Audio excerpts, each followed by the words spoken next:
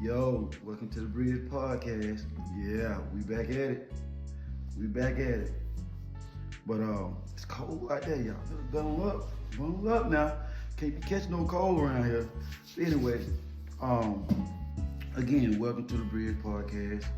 We're gonna talk about get straight to it. I ain't gonna play no games with you. The mental aspect of prison, what it can do and what it does to an inmate, convict, family member, however you want to view the person that's doing the time.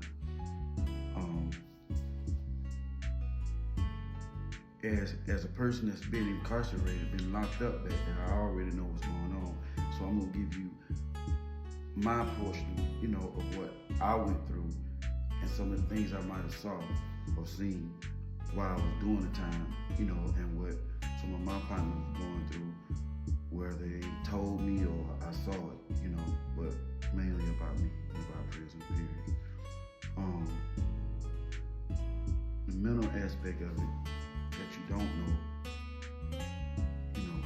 the tough guy image. The tough guy image. You think guys be on the internet talking tough or acting tough. You only catch those guys, or you only be that guy while you're on the internet. But when you get off, a lot of guys, they're not really that guy, But in prison, you have to learn. If you want to survive, you have to learn to be that guy. You have to learn to be the guy that don't take no shit. You got to learn to be the guy that niggas gonna respect. You know what I'm saying? Like, you got to mentally be prepared for this. You have to mentally put yourself in a situation, even if you wasn't that type of guy or wasn't on that type of time, and you want to just go in and just do your time and think you just gonna, do what you do and then you get out. No, it don't work like that. It don't work like that. This is an everyday struggle. This is an everyday building your armor on top of armor, whether it's mentally or physically, you know what I'm saying? Like psychologically, you have to let the tone be known off the top, how you rocking. You know what I'm saying? And mentally, you have to be that guy every day, all day, because you're in a place that you're gonna be 24/7, and it's not a house. It's actually your home, especially when you're dealing with alphabets rather than numbers. Or if you're dealing with numbers, that's ridiculous. Then you already know what I'm talking about. But you can't even have a heart. You have to separate yourself from having a heart, and then you have to become heartless at times. You know what I mean? You have to be able to turn it on, turn it off. But it's very rarely that you're able to really turn it on, because not only if you're dealing with other convicts, but you have to deal with the staff too. And you have to gain their respect, because if you don't gain their respect and you want to kind of move how you want to move or whatever, you know what I mean? Like, come on now, as a man, then you better make sure you get their respect, because they're gonna handle you like you're a little boy, like you ain't shit, like you just a number. You know what I mean? Like, you the bottom of the barrel. You know what I'm saying? Like, that don't sit well with me. It never sat well with me. You know what I mean? So that's why I always made sure I tried to conduct myself in a manner that they wouldn't have to come to me disrespectful. And mentally, I put in my head, okay, well, if you get off course or whatever, or feel like fuck it, then if they catch you up in the fuck it, then you have to respect how they come, because you conduct yourself in a childish manner. But it can't be too belittling, because, I'm not going to even play that. And my whole demeanor don't even call for you to think you can talk to me on any kind of way. You know what I'm saying? Because I'm definitely not going to talk to you like that, not just because you're an officer, but because you're a human. You know what I mean? Because I ain't always been on that mature-minded thing I'm on now. Like, the last part of stretch, you know. But mentally, you have to be him at any cost. At any cost. Separating yourself from happiness because your whole surrounding is nothing but sadness, depression, frustration, anger, everything.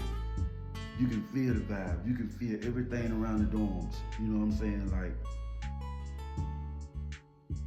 people ain't doing it but conjure up in groups and talking about what they used to do and what type of crimes, because one nigga shit got to be harder than the other one. You know what I'm saying? And he got to stand out a little bit more, you know. So this is what you're structuring yourself mentally, physically. You're structuring yourself around being damn near like shit 300. You know what I'm saying? Like, so it's only, you got only one mind. And the only thing you're thinking about is survival. And the next thing you're thinking about after survival is, I ain't no bitch ass nigga, so I'm not gonna be handled like no bitch ass nigga. So it is what it is. You know what I mean? And you have to always be on that if you want to do what you want to do. And that shit contaminates and set and is rooted in your brain, in your mind. You know what I'm saying? In your inner. And then you do a long stretch and you don't even see it. You don't even know. Until you come out into the world or be able to really interact with people that's so-called free. You know what I'm saying? And they can tell your aggression when you don't even know that you're aggressive. You know what I mean? Like, this is your way of thinking. You think aggressive, I guess. You move aggressive, I guess. You talk aggressive, I guess. Because you've been in an aggressive environment 24/7 in survival mode. So what's up, my man? And what's up, my man? You know, it ain't gonna be too much but you know, you catch my drift. Yeah, it's gonna be a little different because you've been to a more civilized place in terms of the physical. Because out here is not, it's not really more civilized. It's civilized for what you see. But the things that you don't see happening behind them doors and them offices and them lofts and stuff, when they playing with our lives, it's way criminal activities. And you have some young niggas sitting up in the room talking about their criminal past, you know, way worse than that. But we ain't gonna get into that. I'm just really mainly focused on the mental part. And while you in there, you know, you have to separate yourself from happiness but at the same time, when you get behind those closed doors, that's where you long for it. Like, you long to be loved. You long to be able to hear a family member say, you know, them say, hey man, I love you, man.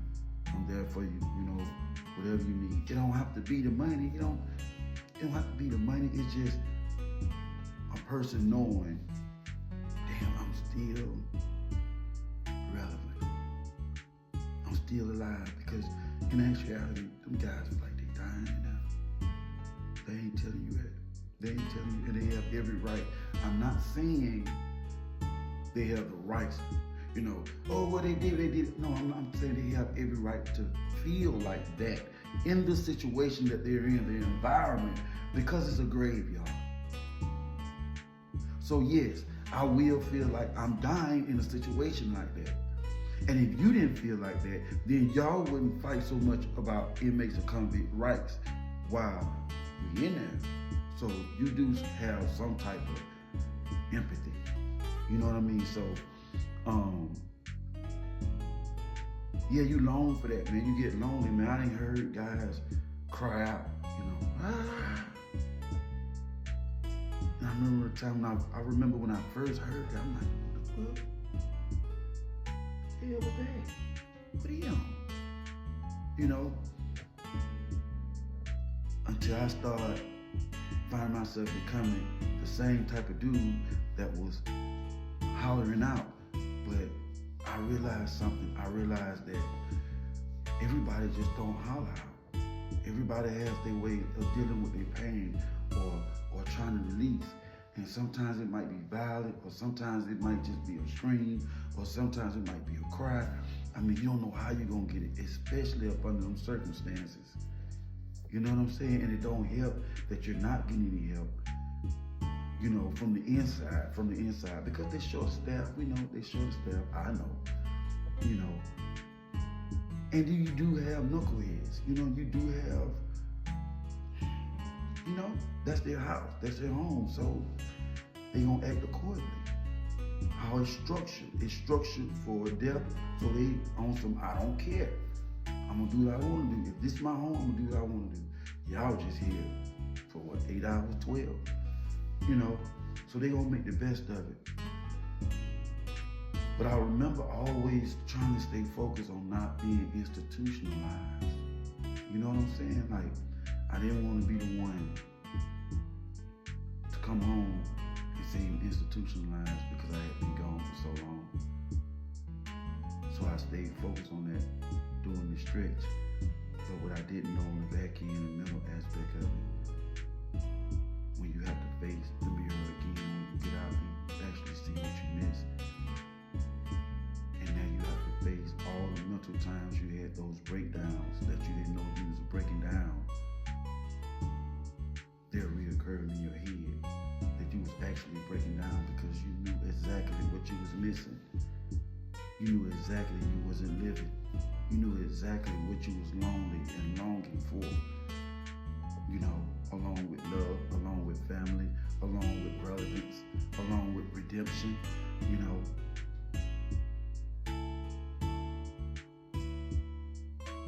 When I look back like now, it's like, damn, I lost all that like, I remember crying, you know what I'm saying? Like, I remember shedding tears without shedding a tear. I remember having memories with partners and stuff, and we be kicking it about another camp, not about on the outside, because I never want to be one of them used to be niggas. You know what I'm saying? Like, nah, like, you know, I'm gonna let you talk about that. I don't really like to talk about used to shit. But anyway, a lot of that don't sit well. You know, you don't supposed to dwell on it. You don't supposed to, you know what I'm saying, this, that, and other. You know, that's what they say. But I had to understand why, when I got out here, that I wasn't institutionalized, but they got me. They got me with the mental part, because I was in denial when I first got out about needing to talk to a counselor and need some therapy, and I was like, nah, you know what I'm saying? Like, I found every reason. One of the best reasons I came up with was, why would I tell somebody who don't know me, don't care nothing about me, and get paid money for it when I can talk to my sister about it, and I know it's gonna come from a good place, and I know she loved me, you know what I'm saying? That was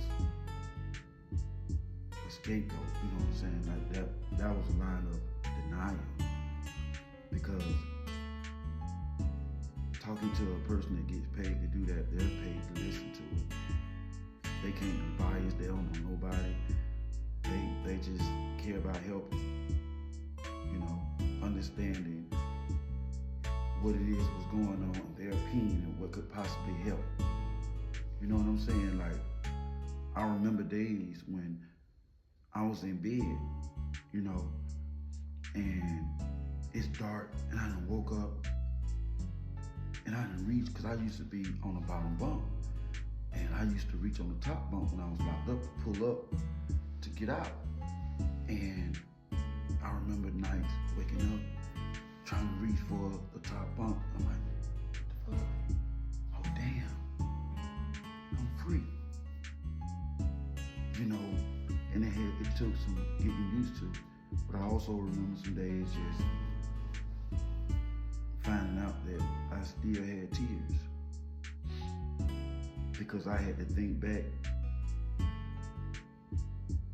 on some things that I had to endure. I went through a little something. You know, average guy might go, oh man, you know, if I had to do it, I want to do it like him, whatever.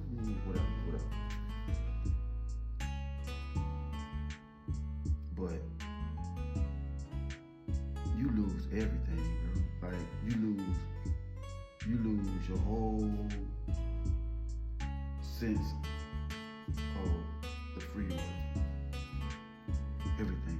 They don't help you still be involved in the free world no type of way. It's over with. Like you're a dinosaur. Like, and I look back on some times where you have to get on savage mode. You know what I'm saying? Like,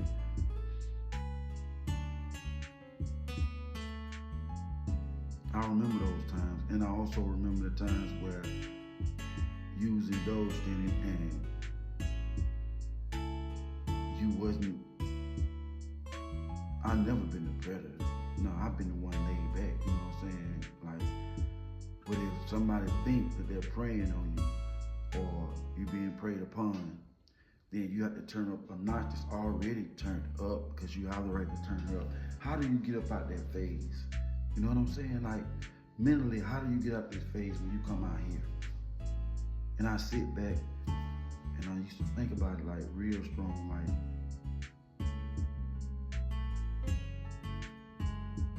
I was mentally fucked up. Even though everybody in there credited me for being bright, smart, intelligent, you know, with a nice intellect or whatever. But I didn't understand life until I got out here and understand everything that I lost, everything that I was going through. It was like a mirror, like it was like a daydream, it was like a dream, you know, because you have to be, you know, you have to just be numb to everything, damn near blind to reality of what's going on when you're living in that, you know what I'm saying? And to come out here and have to look back on it like a documentary, you know, hell no, I don't want to write no book about that. You know what I'm saying? Like, I just don't want you to go. I just don't want the other people to go. The young dudes that I had just turned 20, you know what I'm saying? Like, don't let them take your life away, your mind away like that. Like, I ain't crazy. You know, no shit like that, but it's like I'm an infant out here. I only been out here like, 15 months?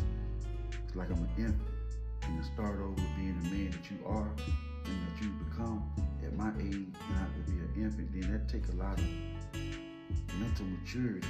You know what I'm saying? And it takes patience even with yourself. You know,